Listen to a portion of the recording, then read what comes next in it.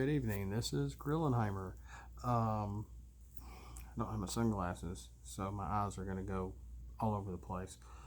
I'm not showing off. With that poster right there, it's just the best place we had to put it. We were cleaning out my son's room, and that's where it was, and it was mine, and his room was my den originally. I had my entertainment center in there and multiple game machines and whatnot, consoles, excuse me. Uh, and that's why that's over there. It was the best way I could get the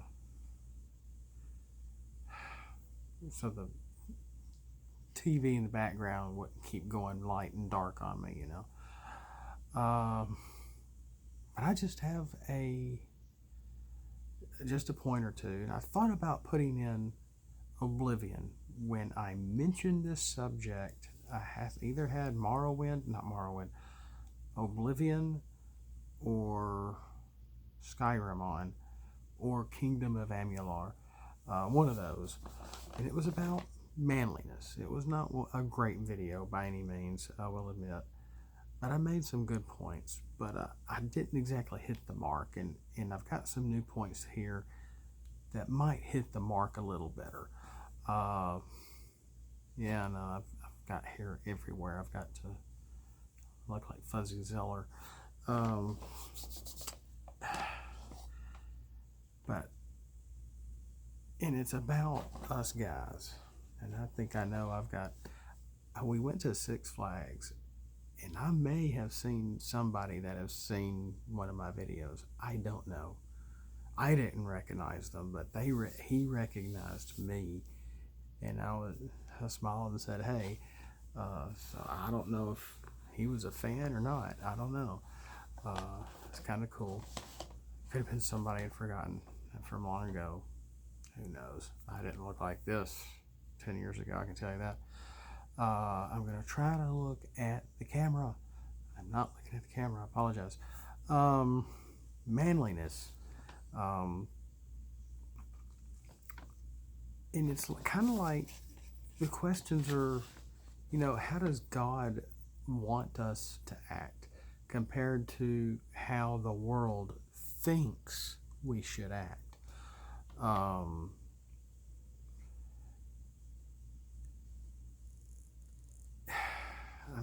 trying to pose this in a way because I don't rehearse any of this stuff. If I don't like it, I re-record it, I try again, and I go on. So I apologize for every time I'm unprepared. Oh, and by the way, that's the original Ninja Gaiden. Well, not original, but the one from the original Xbox on the 360. It's backwards compatible. And yes, it's flipped. I wish I knew how well. I know how to do better, but oh well. I guess I'm lazy in the editing aspect anyway, but let's just keep going. How does the world kind of think of guys? And I have never seen such a volatile era of opinions of over high regard on either side. It's just crazy, from Gillette commercials, all sorts of other commercials, car commercials, beer commercials, whatever, take your pick. And some can be pretty funny, but at the same time, there's ways that we don't need to be acting, especially if you're a Christian, if you believe and love God, and you have a family and kids. And something in this gender issue going on right now is not helping. It's not helping us. We have to maintain our ground with the current issues. We have to retain our beliefs and our side of things. Sometimes it's best to keep our mouth shut. God will let us know when we need to step in and speak up. And based on that, we don't need to shrink from a challenge. We don't need to shrink from danger. We need to know when to stop. We need to know when it's too dangerous and to back off. And this goes hand in hand with another video I've done about holding our tongue, learning to hold our tongue, knowing when to say and what to say at the right times, for those around us, for our kids, when we're in teaching positions. And it doesn't matter if you're a teacher or not.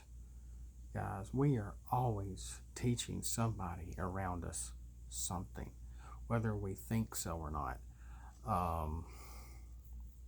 And in speaking about the ideological war going on, we don't really need to give in to the enemy. We don't need to be tolerant of what the world is considering to be tolerant of.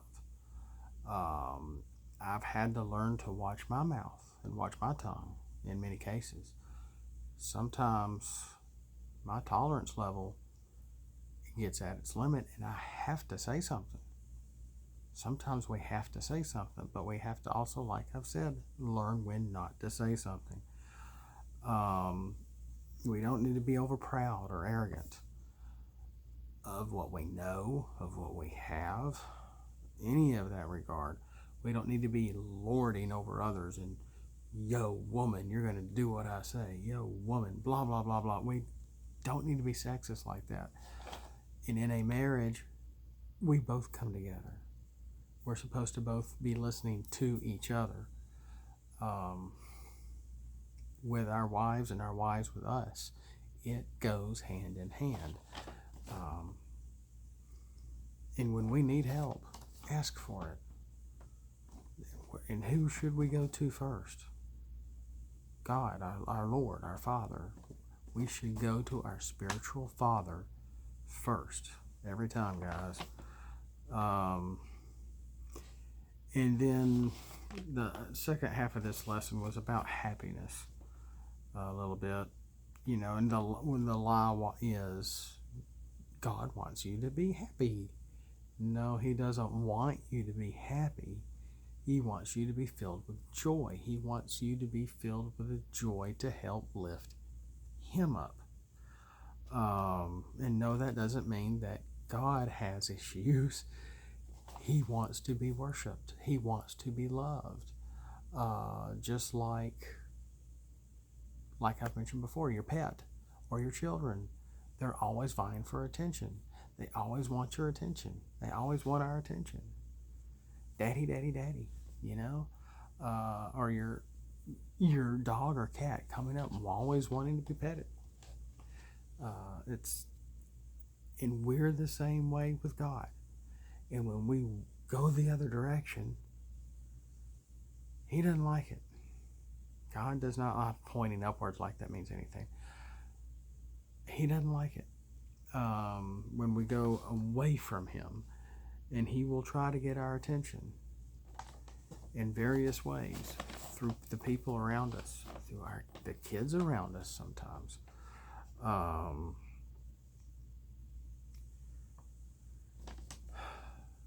And we need to be careful about our complacency but this is all about contentment versus complacency and happiness versus joy.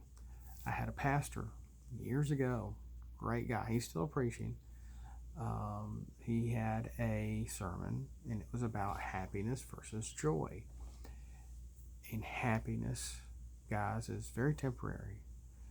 Everything about the world is temporary. These transformer cards are temporary. Your collections you own that you are hoarding behind you as you make your videos are temporary.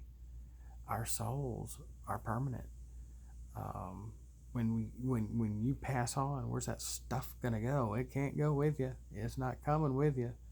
The person with the most toys doesn't win. Hate to say it. So let's just go to Psalms 68:3.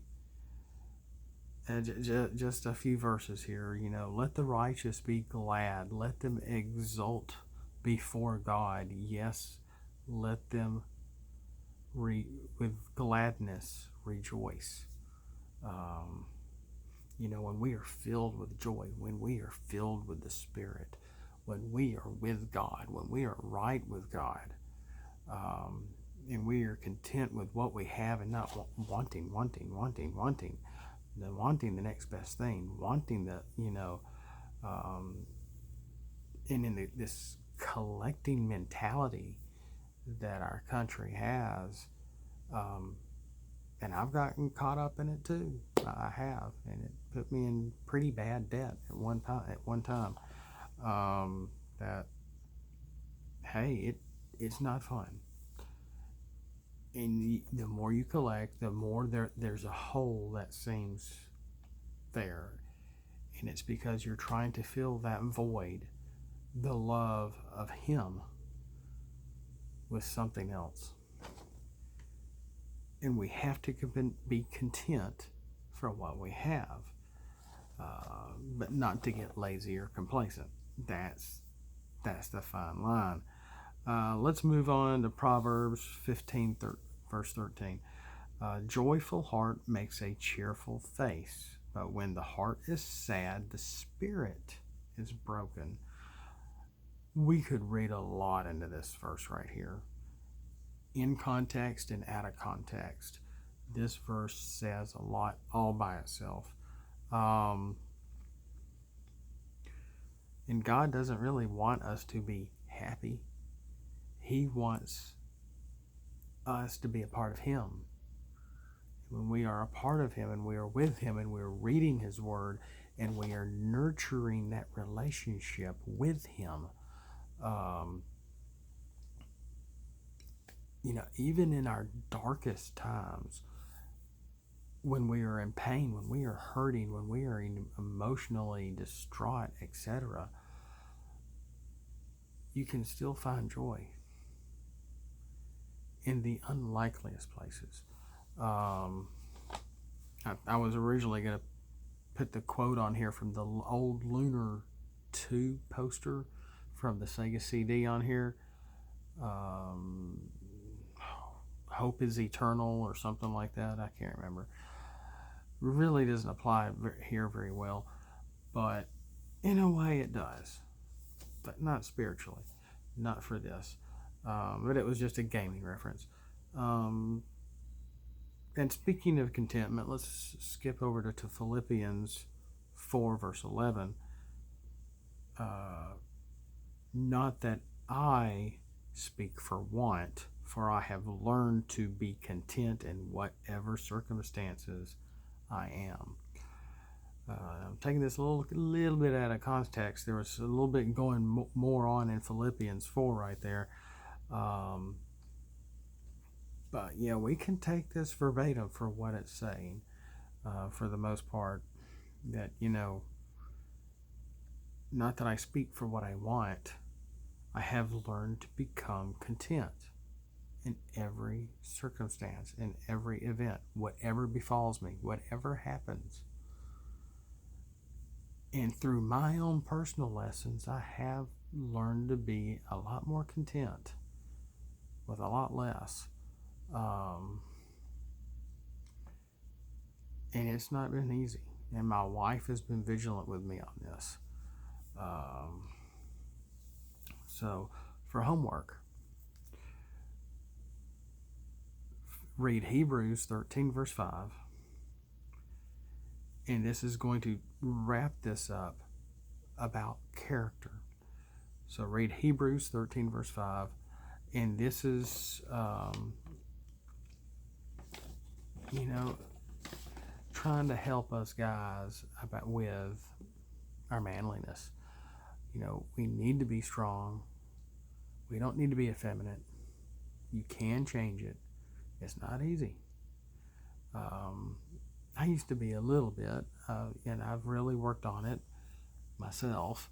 I'm not saying go out and chop 4 dozen trees down or anything. 80 miles an hour on a speedboat in the middle of a lake or anything crazy, or play chicken with a big rig. No, no, the truck is going to win. But things to think about, things to contemplate about. You know, the good book, Christianity, our relationship with God versus what the world wants us to be. Do we need to be drunk all the time and cursing in front of our kids and teaching them bad manners? Words they don't need to be saying, bad behavior. When your young kids become teenagers, they are going to watch you. But as preteens, they are going to watch you like a hawk and mimic your every move. When they become teenagers, they're not going to care how to mimic you much anymore. They're going to start mimicking what they see on TV and movies. And they're going to say, oh, well, if mommy and daddy can curse, they're cursing on TV, I can curse too. And then they get confused. Why are you telling me not to curse when you're doing it? So that's just one example. And it goes along with drinking, drugs, the whole shebang. That's why morals and ethics with parenting is so important. And if you're young and you're watching this and you want to start a family and you're working on your career and you're in college, etc., these are things to think about too. College was the time when my maturity was growing exponentially.